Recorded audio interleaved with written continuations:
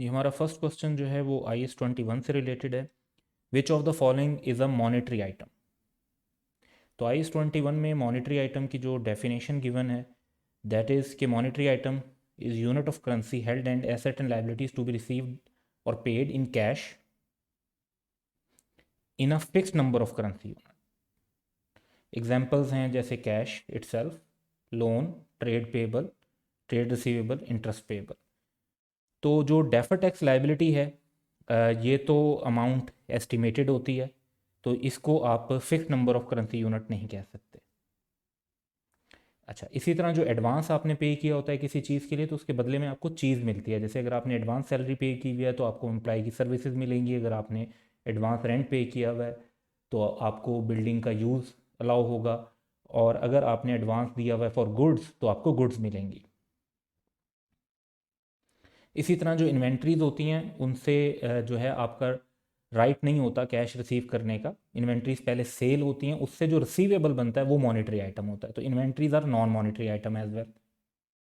तो income tax payable जो है, जो इनकम टैक्स पेबल आप अपनी लाइबिलिटी बनाते हैं तो होती तो ये भी कुछ हद तक एस्टिमेटेड है, but this is the amount that you have to pay in cash. और जो अमाउंट आप एक मरतबा कंप्यूट फाइनलाइज कर लेते हैं तो वही fix number of currency unit आपने पे करने होते हैं। तो income tax payable is monetary item.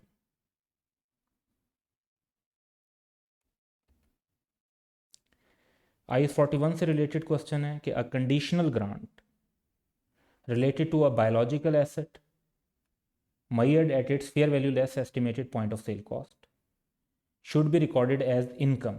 तो कब इनकम के तौर पर रिकॉर्ड होना चाहिए? तो IS-41 का जो फेयर वैल्यू मॉडल के अंडर रूल है वो ये है कि ये आप या तो रिकॉर्ड कर सकते हैं अनकंडीशनल ग्रांट को, और वो तो इमीडिएटली रिकग्नाइज कर लेते हैं। कंडीशनल ग्रांट को सिर्फ तब कर सकते हैं only when conditions are met. तो ये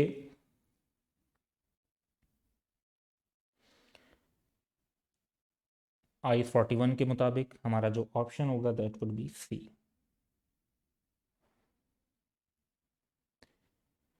applicable financial reporting framework and schedule of companies act 2017 for large size company are. तो ये पॉइंट जो है वो कंपनीज एक्ट के थर्ड शेड्यूल में गिवन है, और थर्ड शेड्यूल में लार्ज साइज कंपनी के लिए IFRS फॉलो करने हैं और फिफ्थ शेड्यूल फॉलो करना है। तो हमारा जो ऑप्शन होगा दैट इज बी।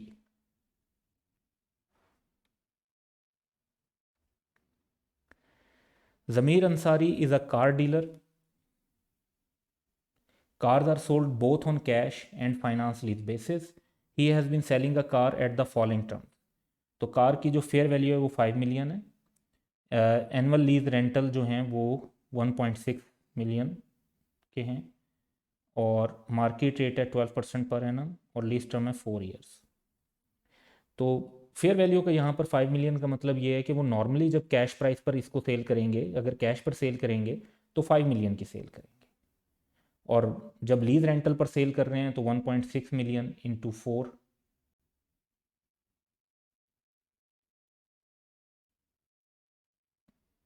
तो 6.4 मिलियन प्लस की सेल कर रहे हैं। और इसमें से जाहिर बात है कि जो 5 मिलियन है दैट इज़ सेल रेवेन्यू, और जो एडिशनल 1.4 मिलियन है वो फाइनेंस इनकम है।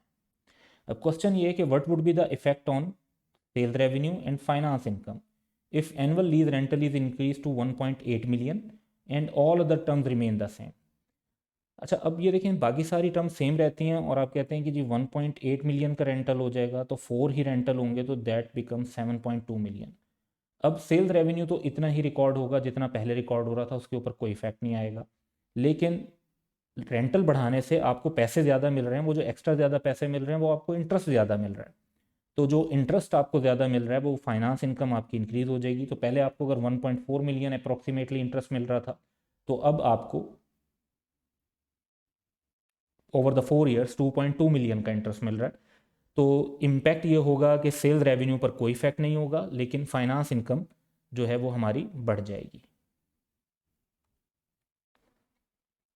सो no change in sale revenue and increase in finance income, option C would be correct.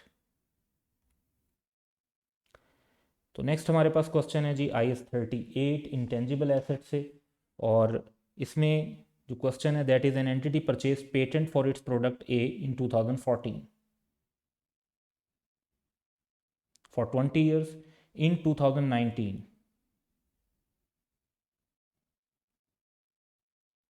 5 years later, the entity purchased patent of a competing product for 20 years to eliminate competition for product A. तो आपकी जो product A है उसका आपने competition का जो product थी उसका आपने पेटेंट ले लिया ताकि कंपटीशन ही ना रहे. However, the entity does not intend to manufacture the competing product. तो आप कंपीटिंग प्रोडक्ट बनाना नहीं चाहते, सिर्फ कंपटीशन ख़त्म करने के लिए आपने उसका सेकंड पेटेंट उसका ले लिया. The cost of purchasing second patent for competing product should be, expense कर देनी चाहिए, नहीं उसका तो अगले कई साल आपको बेनिफिट होना है. Capitalize and amortize over 20 years, अगर तो आप उससे प्रोडक्ट बना रहे होते तो फिर ये बात ठीक होती, लेकिन आप प्रोडक्ट नहीं बना रहे. Capitalize and amortize over 15 years, yes this is correct, क्योंकि जो आपने उसको लिया प्रोडक्ट, आपने जो बेनिफिट लेना है वो प्रोडक्ट ए से लेना है. प्रोडक्ट ए 2014 में 20 ईयर्स थे, उसके 5 ईयर्स गुजर चुके हैं, 15 ईयर्स और बेनिफिट आना है. तो जो आपने कंपीटिंग प्रोडक्ट का पेटेंट लिया है वो आपको उन्हीं 15 ईयर्स तक बेनिफिट दे रहा होगा कंपटीशन को एलिमिनेट करने में, उसके बाद नहीं दे रहा होगा. अगर आप प्रोडक्ट बना रहे होते, कंपीटिंग प्रोडक्ट भी बना रहे होते, फिर 20 ईयर्स वाला बात ठीक होती. Capitalize and only assess for impairment at year end, no, क्योंकि इसमें यूजफुल लाइफ हमें पता है तो इसकी अमोर्टाइजेशन होनी चाहिए, तो इसको अमोर्टाइज ही करेंगे.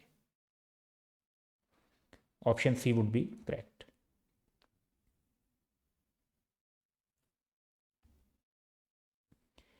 जी नेक्स्ट है computer hardware and related operating system. Related operating system like आप कहते हैं कि जी विंडोज़ है, जैसे विंडोज़ 10 है, या फिर इसी तरीके से किसी आप एक कंप्यूटर के अंदर अगर एंड्रॉयड का कोई सिस्टम यूज़ कर रहे हैं, या उसके अलावा लिनक्स या यूनिक्स वगैरह यूज़ कर रहे हैं, तो वो उसका रिलेटेड ऑपरेटिंग सिस्टम है, which is an integral part of the computer hardware, क्योंकि उसके बगैर तो हार्डवेयर वर्क ही नहीं करेगा. आर ट्रीटेड अंडर, तो कॉन्सेप्ट ये होता है कि ऑपरेटिंग सिस्टम वाला जो सॉफ्टवेयर होता है इसको इंटेंजिबल एसेट ट्रीट नहीं किया जाता, इसको हार्डवेयर के साथ ही अंडर IS 16 कैपिटलाइज किया जाता है एज अ कंबाइंड एसेट. तो हमारा जो आंसर होगा दैट वुड बी ए. तो ऑपरेटिंग सॉफ्टवेयर को 38 में डील नहीं करते, इसी तरह अलग अलग भी डील नहीं करेंगे, क्योंकि जो ऑपरेटिंग सिस्टम है वो हार्डवेयर के लिए इंपॉर्टेंट है, उसकी अलग से अपनी कोई इंपॉर्टेंस नहीं है. और इसी तरह ऑप्शन अवेलेबल नहीं है, ये ट्रीटमेंट स्पेसिफिक स्टैंडर्ड्स प्रेस्क्राइब करते हैं जो हमारे पास अवेलेबल है. According to IFRS, if a financial report contains both consolidated financial statements of a parent as well as parent separate financial statement, ठीक है जी, सेगमेंट इंफॉर्मेशन इज रिक्वायर्ड. तो ये IFRS 8 से रिलेटेड क्वेश्चन है. तो सेगमेंट इन्फॉर्मेशन फिर जो IFRS 8 की रिक्वायरमेंट है उसके मुताबिक सिर्फ आपको कंसोलिडेटेड फाइनेंशियल स्टेटमेंट में बतानी होती है. तो option A would be correct. ज़्यादातर अगर आपने प्रॉपरली ना पढ़ा हुआ हो तो आई थिंक बहुत सारे स्टूडेंट बोथ सेट्स कह देंगे. तो IFRS 8 की ये रिक्वायरमेंट नहीं है, उसमें यह है कि अगर इन दैट सिचुएशन आपको सेगमेंट इन्फॉर्मेशन सिर्फ कंसोलिडेटेड फाइनेंशियल स्टेटमेंट में प्रेजेंट करनी है. That's all. Share your feedback in the comments below.